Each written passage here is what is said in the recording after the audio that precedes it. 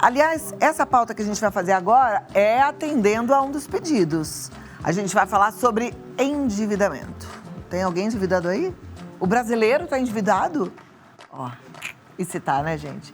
Esse é um problema, infelizmente, comum para as famílias brasileiras, mas se é que te console, a mim não, mas não é nem só para os brasileiros, viu? O mundo está endividado. Só que a gente sabe que quando é uma dívida pequena, que a gente consegue se apertar um pouquinho e aí consegue levar lá na frente, mas depois vai quitando, ok. O problema é quando a gente percebe que entrou num buraco sem fundo. E aí a dívida só vai sendo acumulada, é dívida, mais dívida, mais dívida, mais dívida, e aí você chega num estado de superendividamento. Gente, esse é um termo muito sério. O superendividamento pode gerar bloqueio de bens, perda dos bens. E hoje a gente vai entender mais sobre esse assunto e falar sobre imposto de renda e superendividamento, tá bom? Com o advogado, Dr. Luiz Felipe Ferreira, que já está aqui. Seja muito bem-vindo, doutor. Obrigada pela sua presença. É uma alegria te receber, viu? Obrigado. Vamos lá. Primeiro, entender o que é esse conceito de superendividamento. São aquelas dívidas que elas se tornam impossíveis de pagar. Vai de cartão de crédito, limite de banco especial, empréstimos, eles vão juros atrás de juros atrás de juros, e aí eles ficam num valor que as pessoas com salário não conseguem mais pagar, e aí fica nessa situação que você falou, de poder perder o bem, de poder ficar com o nome sujo, perder a oportunidade de trabalho. E aí, esse problema é bem grave, mas não é tão difícil de resolver. O superendividamento, ele está atrelado à renda que essa pessoa tem. Não é um valor estipulado para que vire um superendividamento, porque cada um vai ter lá o seu limiar de endividamento, né? Isso mesmo. A gente sempre recomenda as pessoas fazerem dívida até 30% do que ela recebe. Então, se você ganha R$1.000, faça dívidas até R$300. A gente sabe que é difícil, mas é o ideal, por exemplo, a parcela ser R$300. Quando chega a mais de 60%, de 70% do que você ganha, aí tem aquele negócio, você não consegue nem comprar comida, não consegue pagar um aluguel, pagar uma luz. E são coisas que estão no dia a dia e as famílias precisam pagar uma escola para criança, um transporte, um lanche. Então, quando passa 60%, tem que tomar um cuidado maior aí para poder não ficar nessa bola de neve que é muito complicada. Bom, para o superendividamento virar um prejuízo ainda maior, que é a perda de um bem, imagina, você de repente já está superendividado, ainda perde a sua casa, né? Perde o seu lugar de viver, a situação complicou. O que tem que acontecer? Como é que isso vai funcionando para que o credor saiba que você tem lá um imóvel e que ele pode retirar esse imóvel? Quando chega nesse ponto, Cláudio, o problema é que já foi para o judiciário. O judiciário tem ferramentas para localizar seus bens, e não é só a casa, o carro pode ser penhorado, cotas de empresa, até milhas de cartão de crédito pode ser penhorado hoje em dia. Até milhas de cartão de crédito, olha lá. Porque hoje em dia pode ter um valor econômico.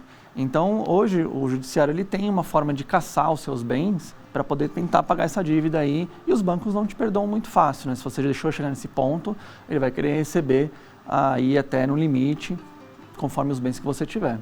O que é que a gente pode ensinar para o telespectador para ajudá-los, primeiro, a não entrar nesse superendividamento, que eu acho que é o mais importante, o doutor já falou, né? Fazer dívida de no máximo 30% do valor do seu salário. Mas, a partir do momento que ele contraiu uma dívida? Olha, a principal dica que a gente dá é sempre procura diretamente o seu credor. O banco, a concessionária, o cartão de crédito. Por quê? Tem muitas empresas terceirizadas, escritórios que às vezes enganam a pessoa, cobram um valor a mais. Procura diretamente. O banco, normalmente, que é o principal credor aí dos superendividados, que é por empréstimo ou por cartão de crédito, ele consegue te dar umas opções de pagamento, ou aumenta o prazo, ou te dá um super desconto se você pagar à vista. Há poucas semanas tivemos aquele grande movimento da Febraban, junto com o Serasa, poder fazer os pagamentos dessas dívidas aqui em São Paulo e outras cidades. Então, esse contato direto sempre facilita bastante. Se a dívida não for com um banco, com os concessionários, às vezes é uma pessoa física, às vezes um locador que já está na sua casa, está devendo já vários aluguéis, está pronto para ser despejado, procura também diretamente o locador, imobiliária, tentar fazer aí uma proposta, para de repente sair ou fazer um parcelamento do que você está pendente. Mas a conversa direta, ela resolve maior parte dos casos que a gente tem aí, que a gente conhece. Agora você vê a importância de Na verdade, fazer uma boa administração do seu salário, dos seus bens, isso é o mais importante de tudo. Mas, se for muito necessário fazer algum tipo de dívida, fazer dívida com um órgão oficial, né?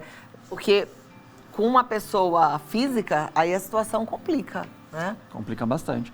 A gente tem muito problema, às vezes, de fraude, pessoa que faz pedido na internet de empréstimo, na verdade, dá um dinheiro antecipado. Aconteceu isso com pessoa idosa, pessoal que tem consignado, que foi enganado, fala assim, paga R$100, eu vou te dar 1.000 de empréstimo. E aí, na verdade, não existe um empréstimo. Então, a gente viu bastante gente. Por isso que a gente fala, procura diretamente a pessoa que você está devendo, o banco, o cartão, a concessionária, e não caia nesses golpes aí de internet, principalmente, que a gente vê. Tem muito golpe, infelizmente, atualmente. A gente está vendo um atrás do outro, então fique muito atenta. É muito importante que você procure um órgão oficial, se é necessário realmente a contratação de alguma renda, de algum valor extra, né, no caso de uma dívida. Eu me lembro sempre, quando a gente fala desse assunto, dos agiotas. A gente sabe que é proibido, Proibido. né? Mas existem. Sim. E como é que a gente pode ajudar quem está em casa para não entrar numa roubada dessas? Aí tem que ver qual foi o documento que ela fez com a agiota. Tem hoje já vi até no cartão de crédito, a agiota faz. Ele já tem uma dívida, ele pega um cartão que você tem ainda um valor, ele já cobra o valor dele assim em cima do que ele vai te tirar. E aí você entra numa dívida maior ainda, então tem várias formas. E também tem aquelas situações de risco de vida, né? O agiota te ameaça machucar você, sua família.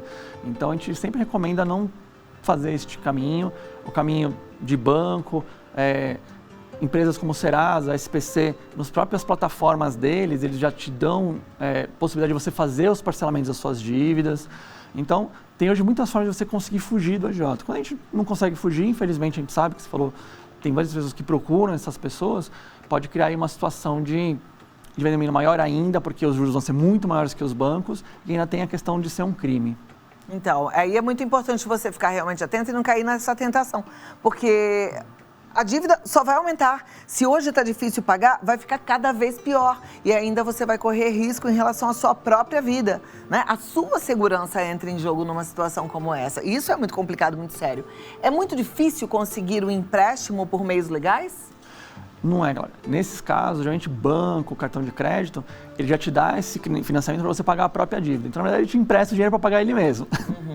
Então tem que tomar também esse cuidado, que às vezes o valor vai ser grande, mas é o que eu falei, se a dívida chegar nesses 30% que você consegue pagar, aí é um valor melhor aí para você conseguir. E quem, funcionário público ou aposentado que tem o valor recebendo a aposentadoria ou a pensão, vale a pena ele fazer o consignado, que os juros são muito menores do que você faz nos empréstimos normais. Então tem que ficar atento também a essas ofertas dos consignados. Doutora, a gente está aí nessa fase de imposto de renda, tá todo mundo já preparando seu imposto de renda, tem quem já fez, mas tem muita gente que ainda não fez, que está colhendo todos os documentos. O que é importante a gente saber neste momento? Não perder o prazo, primeiro ponto, que se perder o prazo, a multa mínima é R$ 165,75. E começar a juntar os documentos que você teve ao longo do ano. Médico, escola, seguro, previdência privada, qualquer coisinha que você gastou que pode ser deduzido, isso já é importante. E, logicamente, eu vejo muito pessoal que é microempresário individual, né, os MEIs, também de fazer essa mistura entre a empresa e ele mesmo, também ter bem separado isso para poder fazer a apresentação do imposto de renda dele, sem que gere um problema depois para a empresa ou para ele. Documentos hoje é o principal. E um ponto que facilitou bastante, hoje o programa, se você entrar com a senha, que é o CPF, o login e senha, que é do CPF, uma senha, no gov.br, ele já puxa os principais dados que você já precisa para a sua declaração de imposto de renda. Então, algumas coisas, se foi declarado pelo banco, pelo empregador, etc., já está lá, é só confirmar os dados e já transmitir o quanto antes. Quanto antes transmitir, mais rápido recebe a restituição se tiver. Todo mundo precisa declarar imposto de renda ou só quem trabalha e tem uma renda? Essa é uma pergunta excelente porque o pessoal fica na dúvida, mas eu sou isento, eu preciso declarar. Quem não precisa declarar? Eu vou arredondar o valor porque é um valor quebrado, a Receita não gosta de ajudar a gente. Mas quase R$29 mil, quem recebeu até esse valor não precisa nem declarar. O sistema já sabe que você não está fora da exigência, etc. Recebeu acima disso, então mais ou menos uns R$2.900 por mês, R$2.600 por mês, aí sim se declarar, sendo aposentado, sendo pensionista, sendo assalariado, sendo motorista de aplicativo, entregador de comida. Faça a declaração, porque aí você precisa fazer. Não que você vá pagar imposto, que você pode estar, de repente, na linha de isenção, mas declarar é importante, senão vai cair nessa multa aí de R$ 165, que pode aumentar conforme a sua renda aí nesse período. Quem recebeu uma doação, não trabalha mais, vamos imaginar um jovem, recebeu um dinheiro do avô para comprar um carro. Claro. Ele precisa declarar imposto de renda?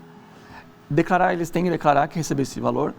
O imposto, no caso das doações, ou até falecimento, ou enfim, outras situações que não são uma renda gerada, ele vai pagar impostos ou o imposto municipal ou o imposto do Estado, conforme a situação. No caso, você deu da doação, aí tem que pagar um imposto sobre doação de bens, que é mais ou menos, dependendo do Estado, aqui em São Paulo, dá uma média de 5% sobre o que você receber. Então, mesmo que seja um rapaz ou uma moça que ainda não esteja trabalhando, recebeu um dinheiro esse valor de presente, vai ter que pagar o imposto em relação a esse dinheiro que recebeu de presente. Porque, assim, as receitas, né, se comunicam, então a estadual pode comunicar com a federal e falar assim, olha, mas de onde que veio esse carro? De que dinheiro que é esse? E aí veio que foi uma doação. Pode, não vou dizer que vá, mas pode sim multar e fiscalizar aí essa doação e aí cobrar esse valor devido. No caso, a Fazenda do Estado falaria isso. Mas para a Receita Federal, ela só vai se preocupar se tiver um ganho de capital. Comprei um apartamento antes da pandemia em R$100 mil.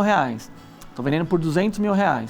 Aí ela pode tributar nessa diferença aí que você ganhou entre os 100 mil e os 200 mil, você vai ter que pagar uma diferença aí para o imposto. Perfeito. Vamos lá, vamos continuar aqui nosso bate-papo. Tá gostosinho o sofá aí?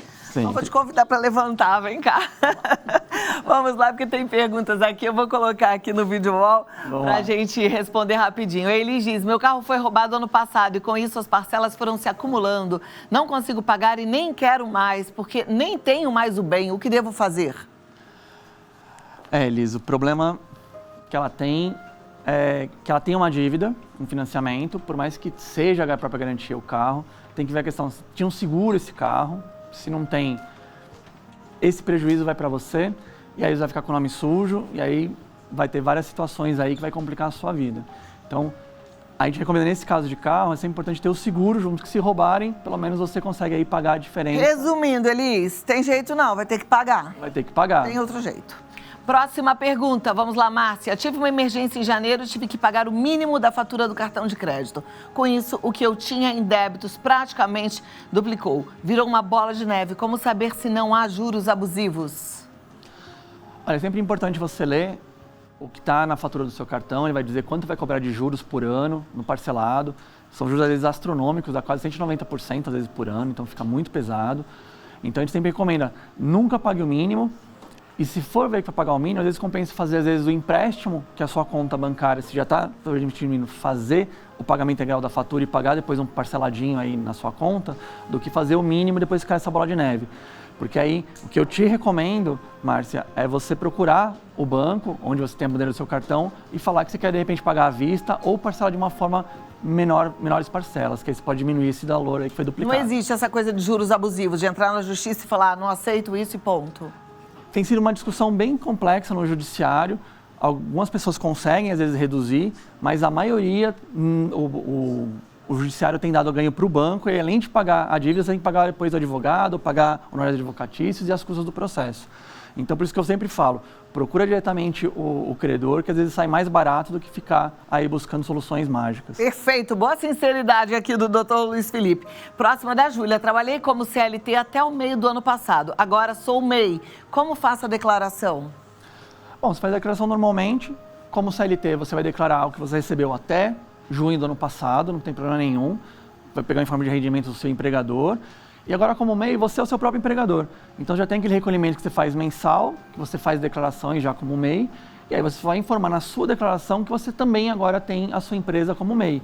E aí, conforme o que você fez de lucro, de rendimento, baseado na sua MEI, você também vai declarar. Então, não tem problema nenhum, só declarar o que você ganhou como empregada e agora como empresária.